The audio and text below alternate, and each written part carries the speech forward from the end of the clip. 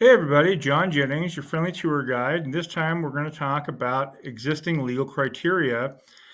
And this isn't a real exciting topic, I get it, but to try to keep from boring you all out of your ever-loving minds, I'm just going to talk about farm and forest criteria. Part two, we'll look at exceptions. So notice a little bit repetitive, but I wanted to review the three different pathways for gaining an approval of a project. And the first is the simplest, the conditional use application. Usually that's in a farm or forest zone, subject to specific criteria, which we'll talk about in a moment. And those are almost always reviewed by a local planning commission or a hearings officer. And the second would be a goal exception, which would be instances where the proposals for a project larger than would otherwise be allowed, more acreage, higher acreage threshold, which are ordinarily reviewed by a planning commission, but the final decision is made by the local elected officials, the county court or board of commissioners. A little more detailed, a little more complex. And then the third is a project subject to the jurisdiction of the Energy Facility Siting Council. And what we're doing here in this RAC really doesn't affect that, so we'll just set that aside for now. Okay, we're going to try to start at the beginning with exclusive farm use zoning. And those of you that are familiar with this area of the rule can see that I've dramatically chopped and hacked it down to try to illustrate how it works.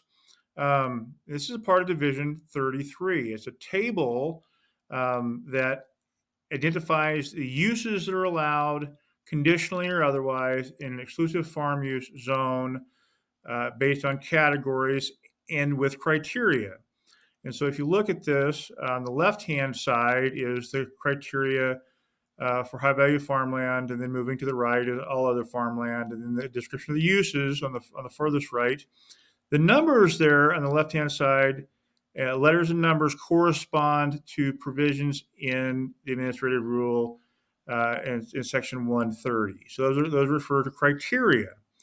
And I'm sorry, I know this is just boring. I'm trying to spare you as best I can. But if you look at this, you'll see that there are uses that have to do with utility facilities for the purpose of generating power for public use by sale. And then furthermore, they're broken into different elements, different categories, one of them which is photovoltaic solar, right? So we don't have the authority to say you just get to do it, you get to use solar as an outright use based on the way that the statutes are arranged. But we can't interpret what those statutes mean. And that's what we've done in the rule, specifically subsection 38, which is identified there. And we'll talk about that more. So here we are starting with the section 38 provisions. And these are probably starting to get familiar. High value farmland threshold 12 acres, arable 20 acres, non-arable 320. So drilling down a little more deeply into section 38, these are the common standards that apply to high value and arable lands projects. And I've abbreviated them here, but they really amount to these four things. We don't want to have unnecessary negative impacts on farming or ranching on other portions of the subject property. We want to avoid unnecessary soil erosion and unnecessary soil compaction.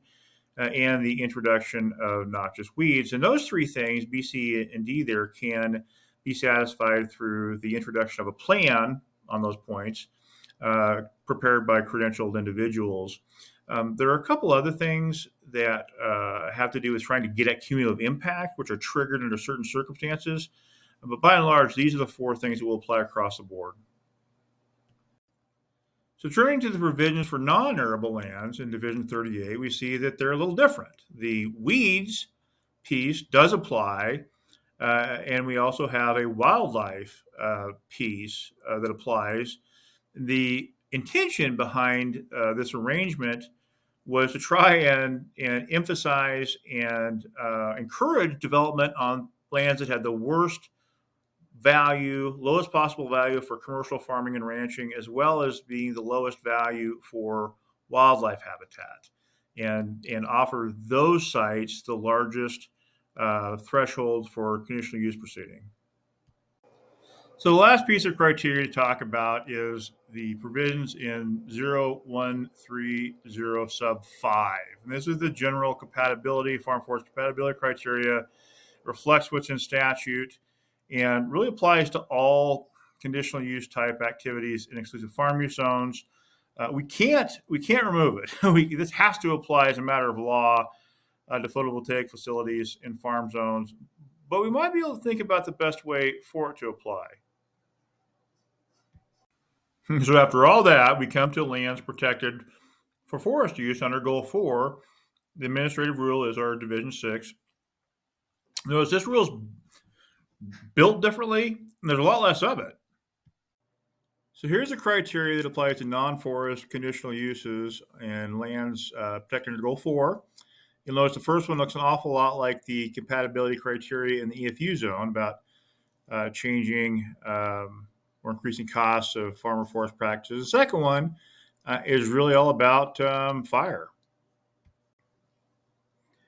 So here are really the final pieces that apply to all non-forest type uses in forest zones, and that is the siting standards, which really has to do with the orientation of a project on a tract, and fire siting standards, which speak to things like primary and secondary fuel breaks and road standards and use of non-flammable materials.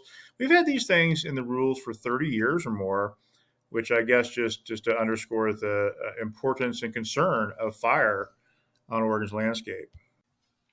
So congratulations, you made it through another one. Really looking forward to seeing everybody in Burns, and thank you again for all your interest, and continually encourage you to approach this subject with an open mind and a creative spirit and a sense of humor.